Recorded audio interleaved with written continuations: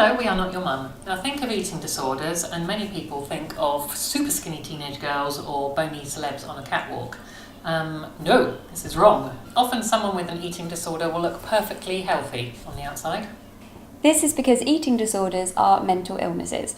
So it's someone's thoughts, feelings and emotions that are involved. The skinniness associated with anorexia is a byproduct of the mental illness. Also, eating disorders can affect anyone. There are three main eating disorders. You've got bulimia nervosa, anorexia nervosa and binge eating disorder. People with bulimia are caught in a cycle of eating loads of food, binging in other words, and then purging, which means making themselves sick or taking laxatives, which are pills to make you poo, or diuretics, which are pills to make you wee, so they don't put on weight. People with binge eating disorder regularly, at least once a week, will eat loads of food really quickly, whether they're hungry or not. Binges are usually planned like a ritual and take place in private. People with anorexia keep their weight low by dieting, vomiting, excessively exercising, or using laxatives. Often people affected by anorexia fully believe that they're fat, even if it's obvious to everybody else that their weight is dangerously low. Bulimia is the most common eating disorder, followed by binge eating and then anorexia, which affects only 10% of cases. Since most people with bulimia or binge eating disorder are not underweight, it's easy to see why this super skinny, bony image is quite misleading. Anorexia has the highest mortality rate, i.e. the number of people who die as a result of it, of any mental illness. Up to 20% of those seriously affected by anorexia die prematurely, which is pretty scary. The good news is that with professional help, eating disorders are treatable and people do recover. The sooner that somebody gets the treatment and support that they need, the more likely they are to fully recover. We've put some links and helpline number in the description. So let's do some myth debunking, because we do love a good debunk. Oh, debunk. Debunk. Myth number 1. Only impressionable teenage girls with rich parents get eating disorders. No. Absolutely anyone can get an eating disorder, even. 725,000 people in the UK are affected. Most of these are girls and women aged between about 12 and 20, but 20% of that are boys and men. Myth number 2. Eating disorders are a lifestyle choice. No. People with eating disorders don't choose to be ill, and in fact often they can't believe that they are ill, even if it's obvious to everybody around them, their family and friends. Myth number 3.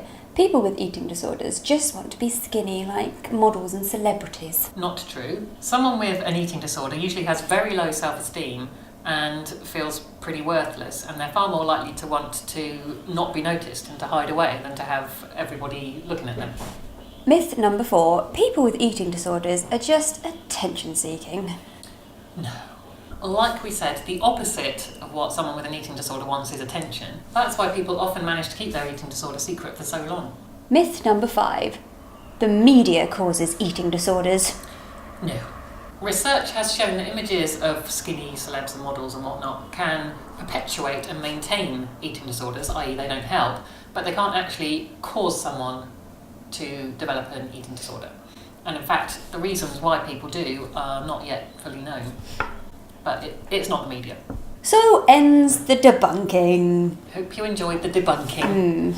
On to signs and symptoms. Okay, so signs that someone might be bulimic include excessive exercising, disappearing soon after eating, they're always tired, maybe they've got swollen hands and feet, and or their weight changes regularly.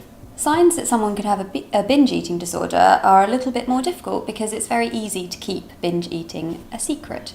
But you can look out for a preoccupation with eating, food, body image, so shape and weight, hating their body, or feeling ashamed of the way that they look. When it comes to anorexia, the signs to look out for are a fear of fatness, or always wanting to be thinner, thinking they're fat when they're anything but, telling lies about eating or about what they've eaten.